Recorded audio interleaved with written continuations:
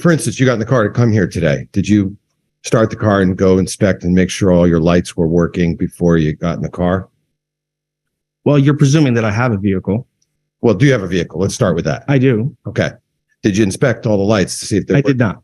And it's also, I'm pretty quick, but I can't hit the brakes and see if the brake lights lit up. But I was coming home from Hartford the other night and I came upon a car that had no tail lights at all. So isn't this a safety issue? And don't you believe that if it is, first I'll ask you, do you believe that's a safety issue? That if my brake lights were not working and you're driving on the highway, and if I'm driving on the highway, that could be dangerous to someone else? Yeah, certainly. Okay. And who's going to tell you that they're maybe not working if perhaps the police don't stop you and tell you that?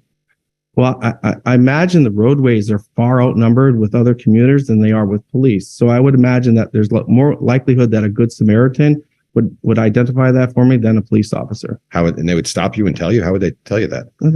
Well, hey. And then you would know that means your lights are on. Or like when you have your high beams on accidentally and a driver is coming at you, they'll click their high beams back at you. Okay.